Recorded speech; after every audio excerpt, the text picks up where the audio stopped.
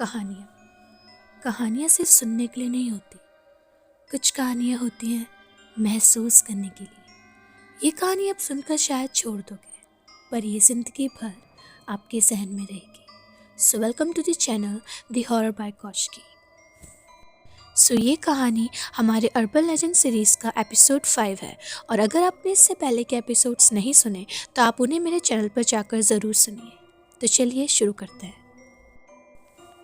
हर इंसान को उसकी लाइफ में किसी ना किसी चीज़ से डर ज़रूर लगता है, और जब यही डर हद से ज़्यादा हो तो वो फोबिया बन जाता है। आप में से भी काफ़ी लोगों के डिफरेंट डर होंगे, जिसमें से एक है ट्राइपोफोबिया। ये एक ऐसी हेजिटेशन होती है जो कि स्मॉल होल्स पैटर्न से होती है। लेकिन क्या हो अगर मैं आपको ये बताऊं कि इसी से रिलेटेड एक जापान का बहुत ही जाना माना लेजेंड है, जिसका नाम है काओ आना, यानी कि the holes in the face. ये कहानी है टोक्यो के एक छोटे से अपार्टमेंट में रहने वाले रियूची की। रियूची की लाइफ बहुत ही ज़्यादा नॉर्मल थी। सुबह ऑफिस जाना और फिर मेट्रो का सफ़र करके रात को लेट तक घर पहुंचना, और फिर डिनर करके सो जाना। यही लाइफ रियूची की थी। एक दिन रियूची सुबह अपने नॉर्मल रूटीन के जैसे ही उठता है और अपने बाथरूम में तैयार हो रहा होता है कि तभी वो नोटिस करता है कि मिरर में उसके गाल में एक छोटा सा बहुत ही छोटा सा होल उसको नज़र आ रहा है। वो होल इतना ज़्यादा छोटा था कि एक नीडल उसके आर पार हो जाए। एक पल को रियूची को ये बात बहुत ही ज़्यादा अजीब लगती है, लेकिन जब रियूची अपने हाथ से अपने गाल को छूता है तो उसको उस वक्त कुछ भी फील नहीं होता। उसने सोचा कि शायद ये कोई पिंपल का मार्क होगा जो बहुत ही कम विजिबल है। ज़्यादा ना सोचकर वो ऑफिस चला जाता है। ऑफिस से घर आने के बाद रियूची नॉर्मली अपना डिनर करने के बाद सो जाता है।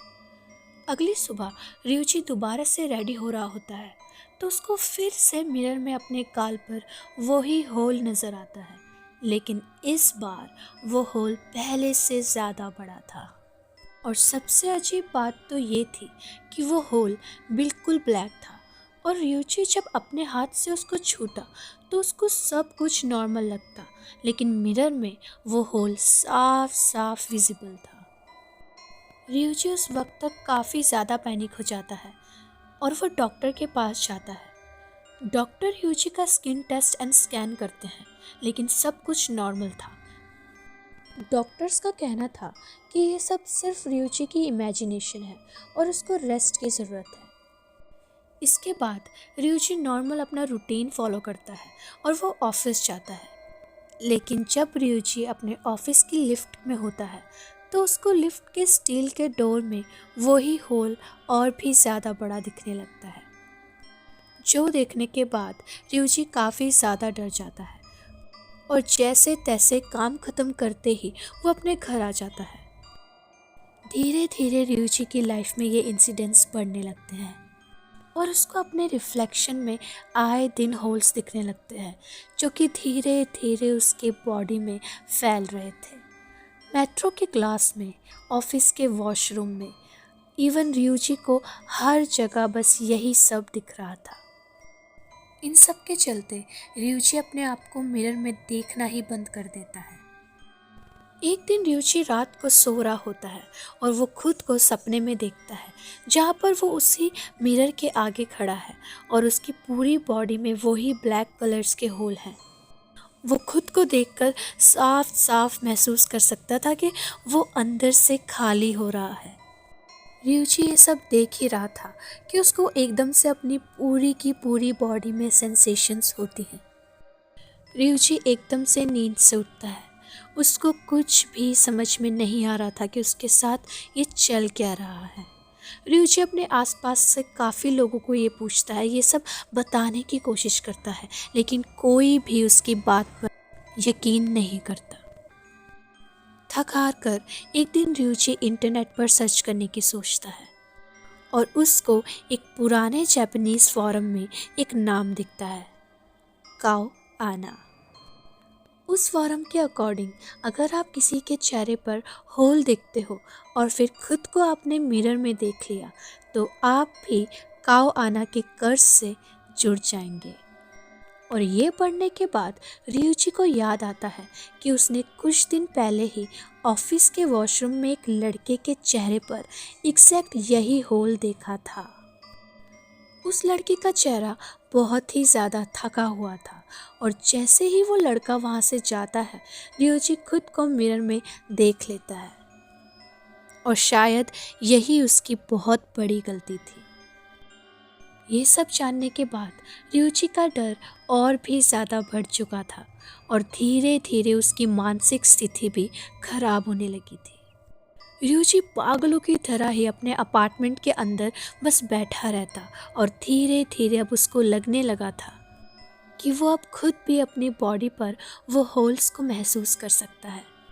वो जब जब अपने फेस पर या कहीं भी अपनी उंगली से चेक करता तो उसको अपनी उंगली और अंदर की तरफ जाती हुई महसूस होती। रियोजी अब ऑफिस भी नहीं जाता था, बस अपने अपार्टमेंट में ही रहता था। रियोजी का डर इतना ज़्यादा बढ़ चुका था कि उसने अपने पूरे घर के शीशे, खिड़कियाँ सब कुछ कवर कर लिया था। धीरे धीरे दिन बीतने लगते हैं और धीरे धीरे वो दिन हफ्तों में बदल जाते हैं। रियोजी के अपार्टमेंट के आसपास के लोगों को रियोजी के अपार्टमेंट से बहुत ही गंदी स्मेल आने लगी थी और इसी के चलते लोगों ने पुलिस को कंप्लेन करी। पुलिस के आने के बाद जब रियोजी के अपार्टमेंट को खोला गया तो बाथरूम के मिरर के सामने रियोजी की डेड बॉडी मिली।